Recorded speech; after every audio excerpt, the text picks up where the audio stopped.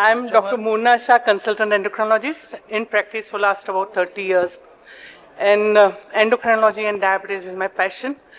And the best part was I was born with nothing was available except for two molecules, metformin and sulfonylurea. And over the last 30 years, every decade we have been understanding more and more pathophysiology of diabetes and more newer molecules. Today, what I'm going to do is I will talk about one of a molecule, GIP, glucose dependent, something which is dependent on glucose. Insulinotropic, something that produces more insulin in the body. Polypeptide, this is a polypeptide. So today we'll talk about GIP.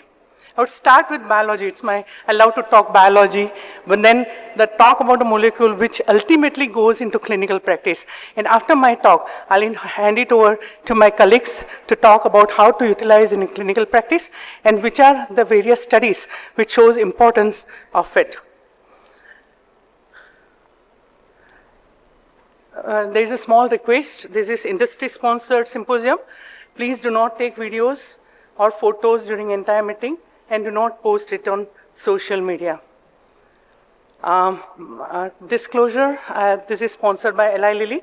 I'm also on speakers panel for other global companies, like Sanofi, AstraZeneca, MSD, and Sanofi. What is GIP?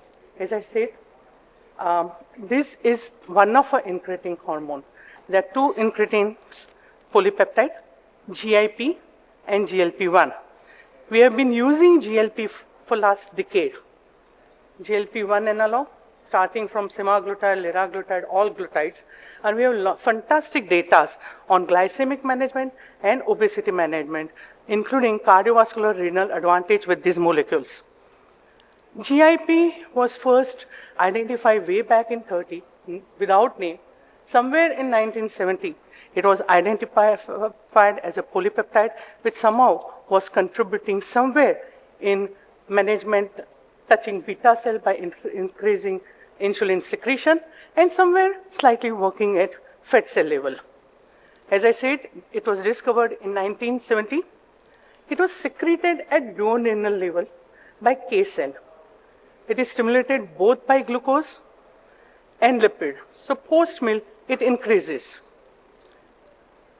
GLP-1 was discovered 10 years after that, 1980. It is secreted by L cell and is stimulated by glucose. But it came into limelight. GLP-1 came first because GIP did not show initially major advantage into glycemic management in diabetes. It was not a solo player. Later on, it was discovered that when hero is there, is this fantastic co-star. In presence of GLP-1, it does a fantastic job. So, when you give a nutrient load to gut, that means when you eat food, you have duodenal cell, K cell, which releases GIP, glucose-dependent insulinotropic peptide, and glucagon-like peptide 1. Have you heard about incretin effect?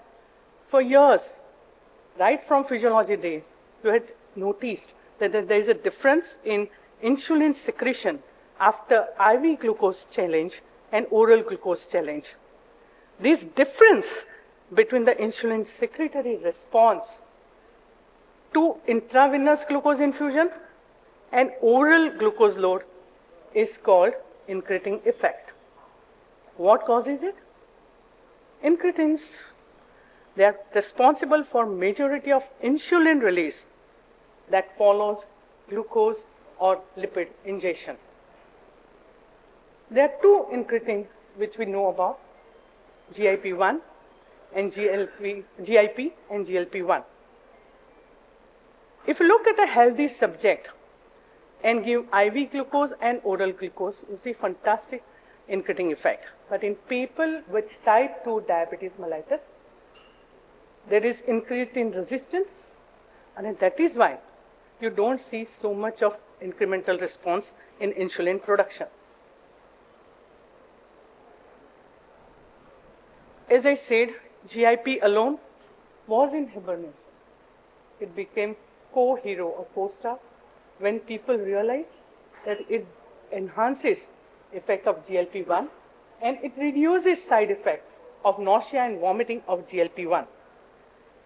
There is, oh sorry, am I audible now? Oh, I'm extremely sorry for that. Do you want me to repeat something? Because I'm going to speak for 10 minutes.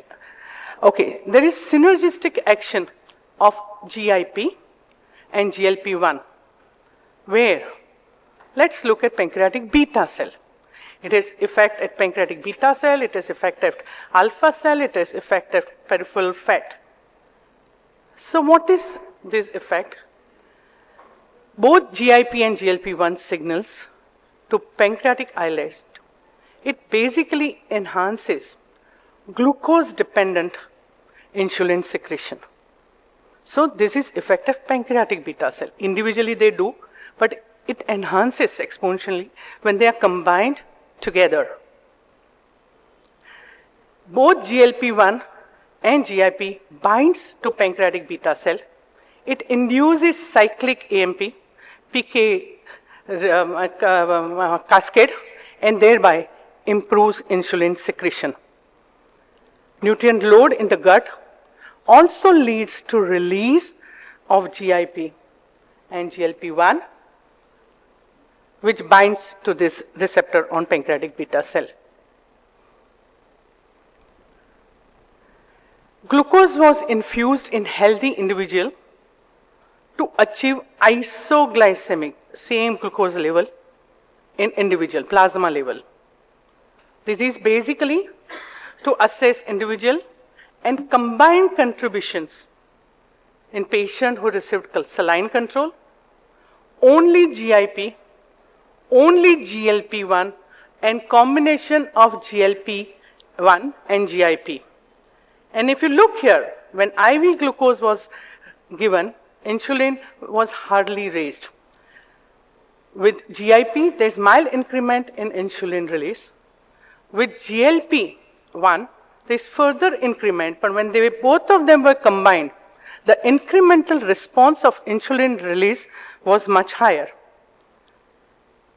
So, it is physiological level of GIP and GLP-1 enhance glucose-dependent insulin execution.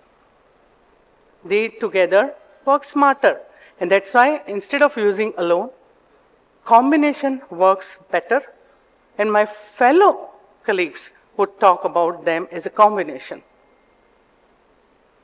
Let's look at what is the incretin effect in healthy individual.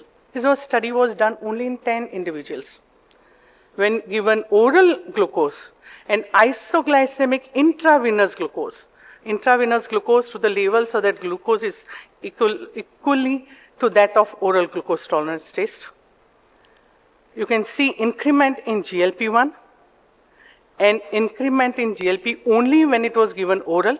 With IV, it did not show any difference. What is GIP and GLP contribution to incretin effect? Do they act 50-50%, 30%, 70%? What is stronger? GIP accounts for 2/3 of the incretin effect in healthy human. But then still, we accepted GLP-1 first. Probably GIP alone did not show any changes in glucose in diabetic individual. As I said, it was because of incretin resistance, GIP resistance. Once substrate glucose is absorbed, there is different contribution by GLP-1, that is only 22%. About 44% absorption is incretin effect is given by GIP. So it is endogenous GIP that generates a more significant effect on insulin-mediated glucose clearance. GIP, GLP-1, and glucagon release. What happens to it when you give an oral glucose to the patient? Alpha cell of pancreas produces glucagon. Alpha beta cells stay nearby, and there can be alpha beta cell switch And GLP-1 also contributes a little bit into alpha-beta switch and prevention of apoptosis of the cell. At alpha cell of pancreas, GLP-1 reduces glucagon.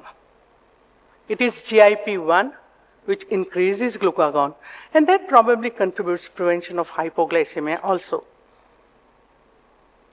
So if you look at healthy individual, GIP stimulates and GLP-1 inhibitory action regulates the baseline glucagon level,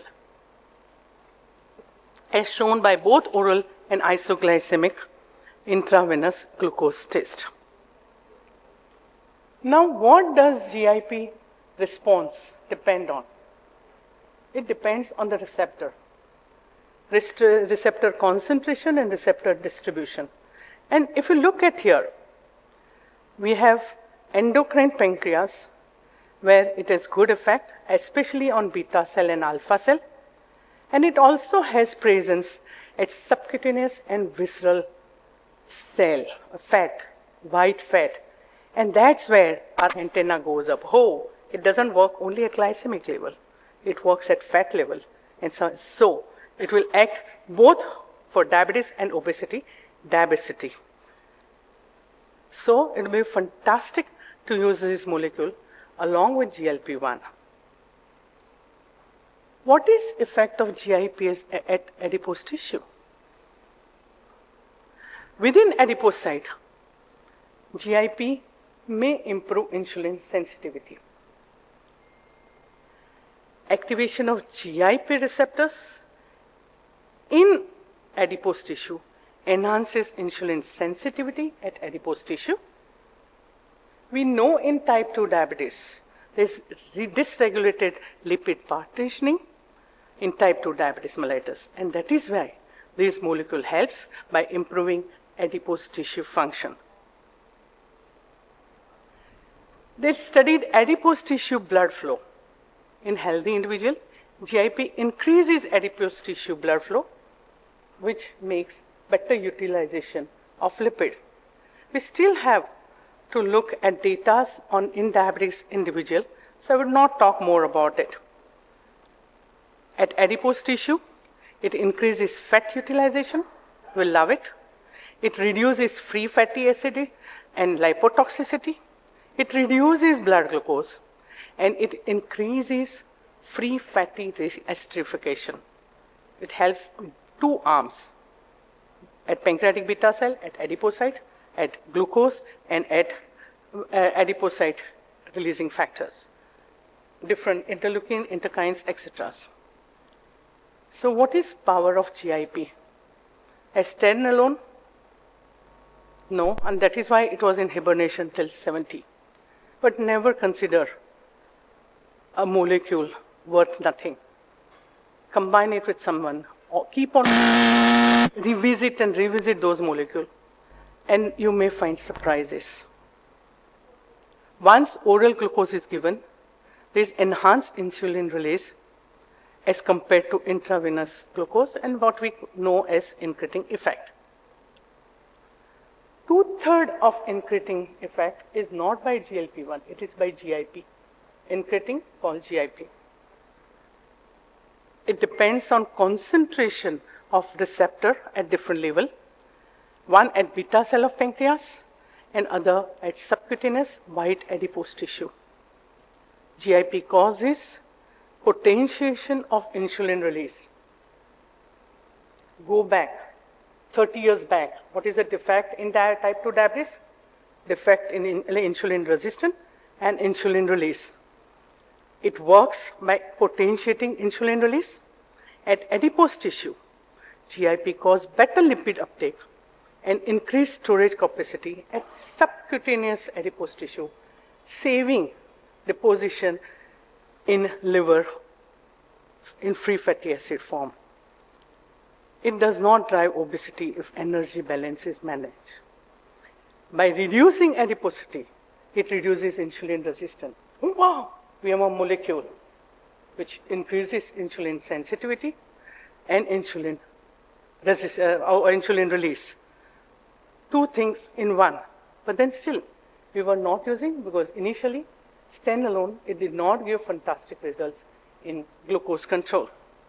But you don't look only at glucose, you look at glucose and obesity. So now let's summarize effect of GIP and GLP. Accepted. GIP alone? No. But with combination, it is synergistic effect, it potentiate effect of each other, prevents side effect. GIP is food intake. We want it. We want appetite to go low. GLP-1 also reduces food intake. It also increases satiety. So food intake go low. So calorie reduction. At subcutaneous white adipose tissue, only GIP works. GLP does not work there. GLP works at pancreas level to increase insulin and reduce glucagon, thereby improving glycemia. At stomach, GLP-1 activity reduces gastric emptying. And that's what causes nausea, vomiting in some of the patients who are on GLP-1. GIP-1 does not have that effect, advantage. On other side, GIP at pancreas increase insulin. It also increases glucagon, little paradoxical, but that is when hypoglycemia comes, conditioned increase in glucagon. And that's why it in fact helps prevention of hypoglycemia. So when we combine both these, GIP-1 and GLP-1, we have everything that we want. We want better glucose control, better insulin sensitivity, reduce insulin resistance, weight loss. We still have data to come to show us effect on cardiovascular renal outcome, but the time will, it's a relatively new combination. And I would now leave it to my colleagues to talk and take it further to this combination therapy in clinical practice. I talked about biology, its relevance in clinical practice, and how have we embraced it in our clinical practice, a GIP-GLP combination, and which are the studies done for it. Please. Thank you.